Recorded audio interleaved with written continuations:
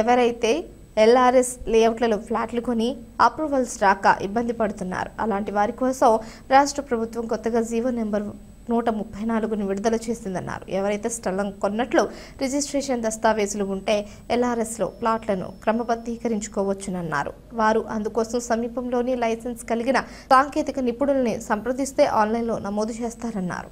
ఈ స్కీమ్ ఈ నెల 27వ తేదీ నుంచి ప్రారంభమైందని, ఎవరైనా దరఖాస్తులు చేసుకోవాల్సి వస్తే అక్టోబర్ 24వ తేదీ వరకు సమయం ఉందన్నారు. దరఖాస్తుదారులు దస్తావేజుల లేఅవుట్ కాపీ పోర్టల్ అప్లోడ్ చేశాక ఫీజులో 10,000 రూపాయలకు తగ్గకుండా ప్రాథమికంగా చెల్లించాలన్నారు. ఫీజు మొత్తం 45 రోజుల్లోపు చెల్లిస్తే 10% రాయితీ ఉంటుందని, 45 నుంచి 90 రోజుల్లో చెల్లించినట్లయితే 5% రాయితీ ఇస్తారన్నారు. క్రమబద్ధీకరణ ఫీజు కాకుండా చెల్లించాల్సిన 14% ఓపెన్ స్పేస్ ఛార్జీలోనూ 7% రాయితీ వర్తిస్తుందన్నారు.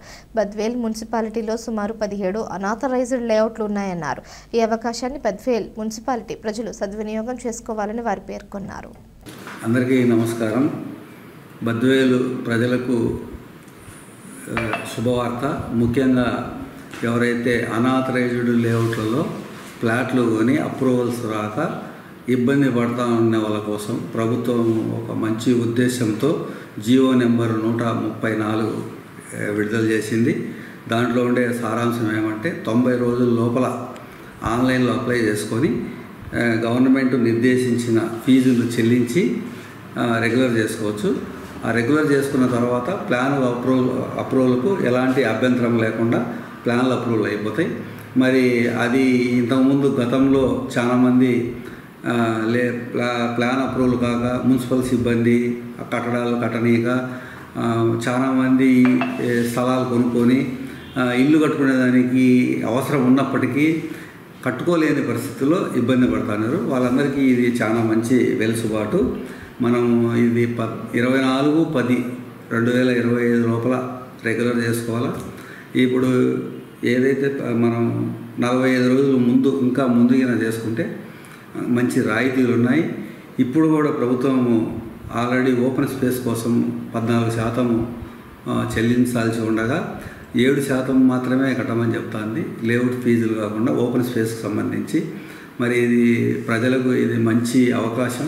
దీన్ని ఉపయోగించుకొని సద్వినియోగం చేసుకోవాలని మరీ రిక్వెస్ట్ చేస్తాను. తర్వాత అన్నీ మీకు ఏదైనా డౌట్లు ఉంటే మీ సచివాలయంలోని ప్లానింగ్ సెక్రటరీని సంప్రదించండి.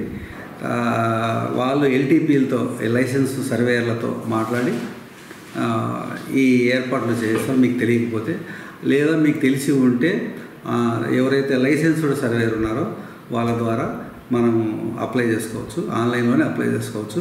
వాళ్ళే మున్సిపాలిటీకి కానీ సచివాలయానికి కానీ పోవాల్సిన అవసరం ఉండదు.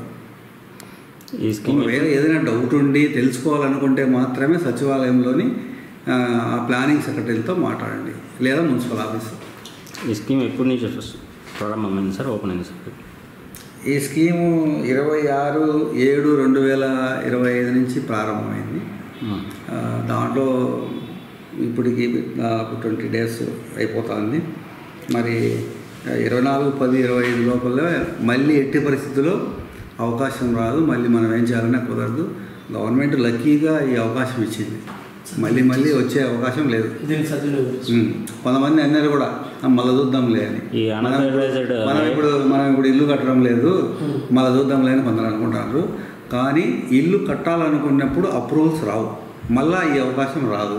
ఇప్పుడు చేసి పెట్టుకొని మళ్ళీ ఇల్లు ఎప్పుడైనా కట్టుకోవచ్చు. కానీ రెగ్యులర్ అనేది ఖచ్చితంగా జరగాలి. ఈ అనాథరైజ్ లేఅవుట్లను ఎన్ని గుర్తించినారు సార్ బద్వేల్ మున్సిపాలిటీ? బద్వేల్ మున్సిపాలిటీలో 17 గుర్తించింది. అనాథరైజ్డ్ లేఅవుట్ కాకుండా వేరే ప్లాట్లు కూడా ఉంటే కూడా రెగ్యులర్ చేసుకోవచ్చు.